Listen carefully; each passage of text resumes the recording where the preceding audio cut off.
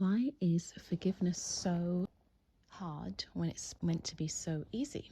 Why is forgiveness so hard when it's meant to be so easy? So, in this message, I just want to quickly talk to you about forgiveness. And as we age, one of the things I've realized is as we age, everything becomes harder. So, forgiveness is harder because we are not children anymore. We are not teenagers anymore, unless you're a teenager. But many of us are adults, and I think each year and each decade we become more accustomed to the world. I always believe that when a baby is born, they have just come from God, and so that's why when we see a baby and when we're around a baby, we feel this love around them. It's like this wonderful presence, and it's like this warmth, and everybody wants to carry the baby because there's something, the baby's just come from God, and so we're feeling that presence of God on that baby. And then eventually when they get to 2, it's like you want to play with them a little less, and then when they're 4, it's like it gets a little less, or they even want to play with us a little less. Like when they're 1, they want all that attention, or when they're 6 months, when they're 6 months, they need so much attention, and then it's like they need less and less attention. 5 years old, they're kind of trying to do their own thing. Mum's trying to hug the baby, the toddler. Is it toddler? I think a toddler's 1 to 3. So as a child ages, we start to notice that there's more independence, and there's less need for cuddles, and there's less need for being around mum and dad, and there's less need to be clingy. Okay, obviously there's moments when children can get clingy again, or they can become a bit more dependent on or just they don't want to do things alone.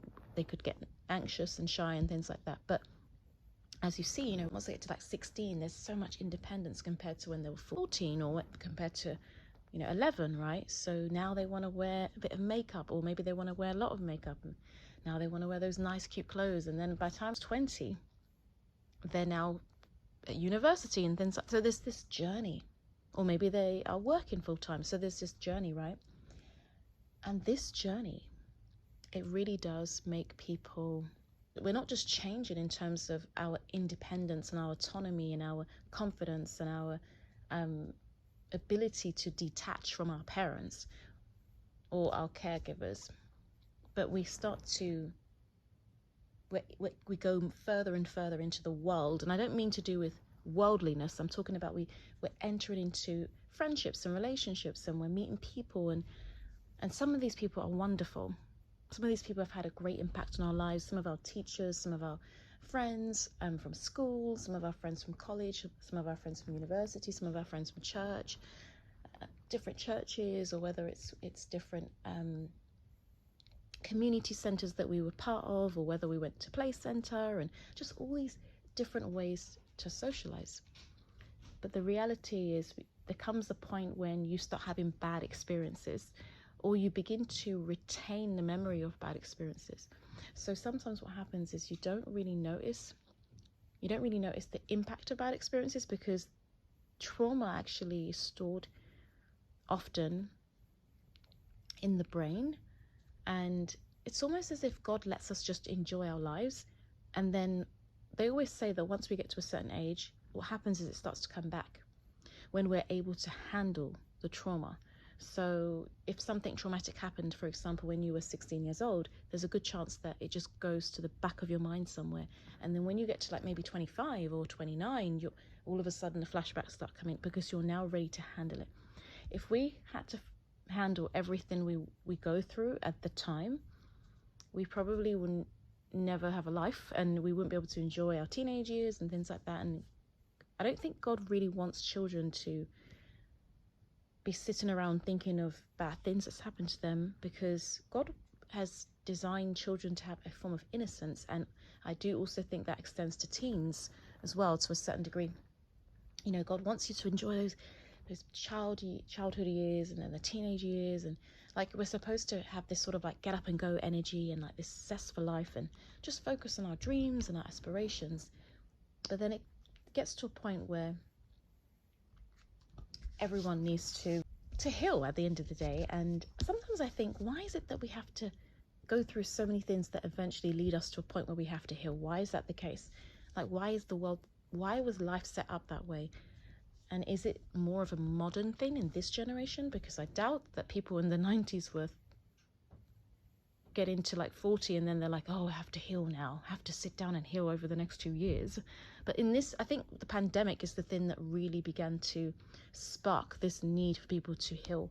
And it really began to make people have the time to process their own. I kind of feel like a lot of people talk about narcissism and they're saying, oh, you know, this person's a narcissist and this person's a narcissist. And, you know, they were with this toxic ex and this toxic friendship or whatever. And I feel like what is happening in some way is that all the circles are getting smaller and smaller. And a lot of us are realizing that we can trust less and less people.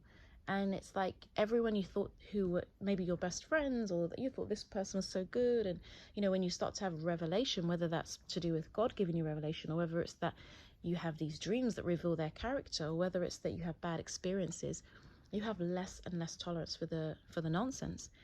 And you also realize how dangerous it is to have people in your life that are not really for you.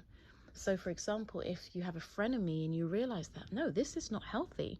This frenemy could try to destroy my life, or maybe they could try to take something of yours that's precious. And I think that's why we find it difficult to forgive, because it's like we trusted these people. We thought, oh my goodness, they're just amazing. We were very clean-hearted, pure-hearted. We think people are like us, and unfortunately not everyone is like you or I. Not everyone is like people that are willing to love or forgive or be kind and things like that. But with that being said, I would say that forgiveness is really the only way out because forgiveness is the thing that releases you and I from anything that is blocking our way.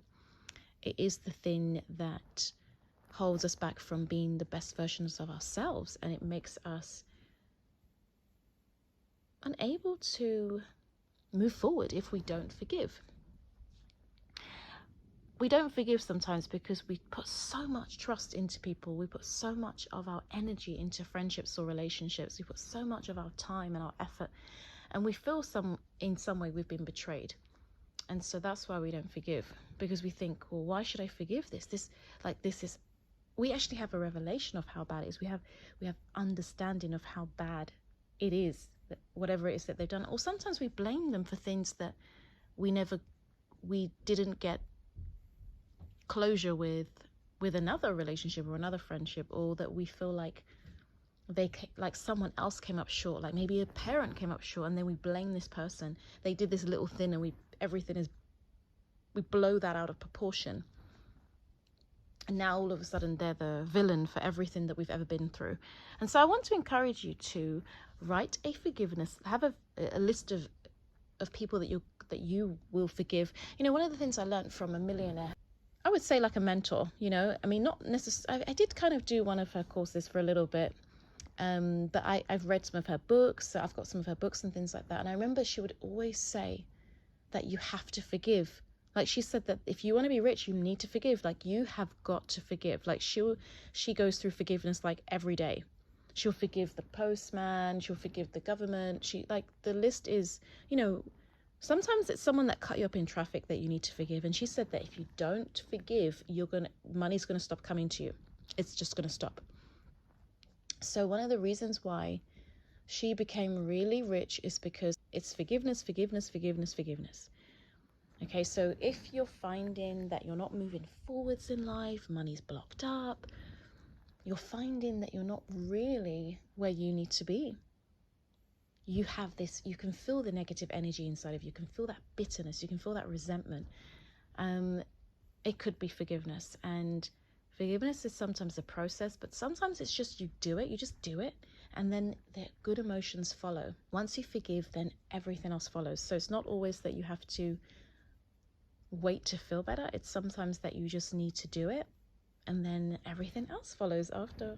And I think the most important thing is to know that you need a lot of forgiveness. Like, do you know how much forgiveness we need? Like, how many people have we hurt, whether that is directly or indirectly? Like, you could have said something to someone and that could have been the thing that made them become so insecure. And to you, it was just nothing. You might look back and be like, that's just a little thing. Like, what was the big deal? But to them, that could have been very hurtful because they heard those words from others, and maybe you even meant it. You might have even meant it in a good way. You could have said to somebody like they're too skinny or something, and you meant that they look absolutely amazing, but to them, they saw it as, oh my goodness, that's affected their self-esteem. Or maybe you call somebody, you're too big, or you eat too much or something, and then they're like, oh my goodness, and they became paranoid about eating. Maybe you were a bit mean when you were a kid. Now you're nicer, but back then you were mean. There are so many things that we have done that we need forgiveness for. It may not be these big monsters, and maybe there's one or two monsters that one or two things you did that really painted you as a monster. But for the most part, there's a good chance that people like you or I, maybe we've had one or two bad things we did that we're like, oh my God, I regret that and I wish I could undo that. But other than that, there's a good chance that, we've learned from those mistakes, and it's like, no, we are genuinely good people, and we genuinely treat people how we want to be treated.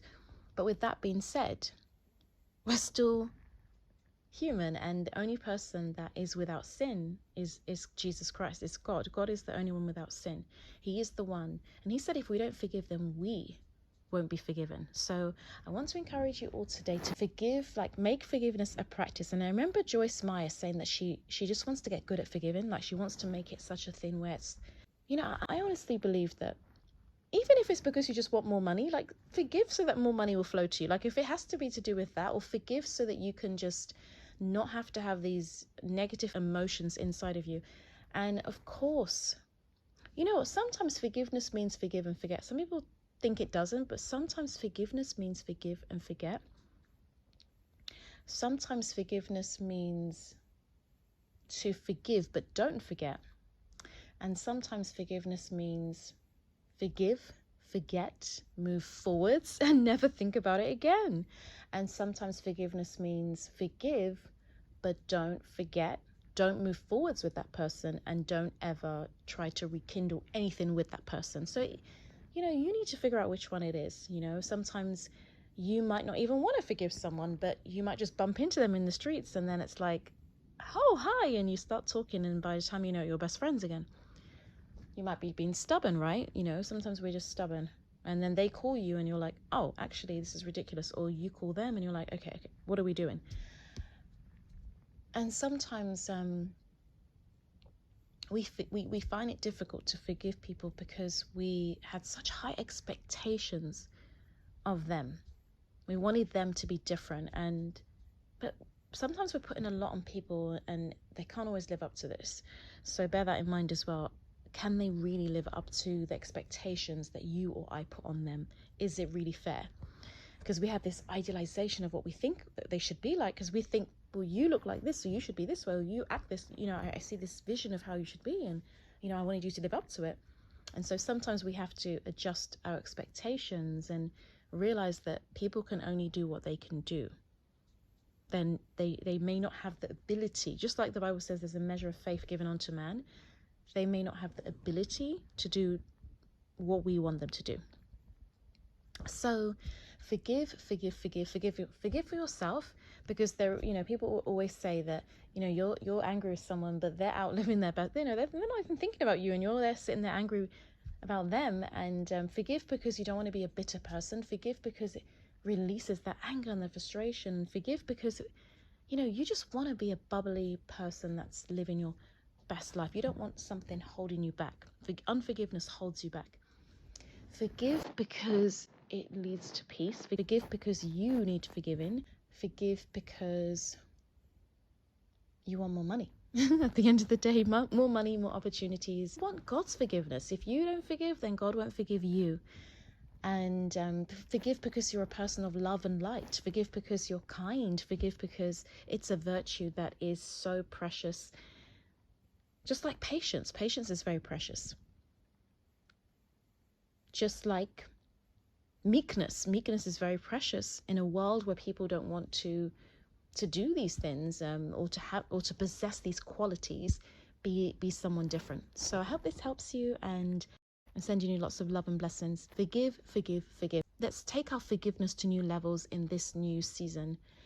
Like I said, it doesn't always mean that we have to reconcile, but sometimes we're punishing people for things that they're not really guilty of. And we are making them pay for things that maybe 10 people did rather than what they did. Okay, so always bear that in mind. Love you so much. See you in the next video. You're with yours truly, Queen Shaba. Bye.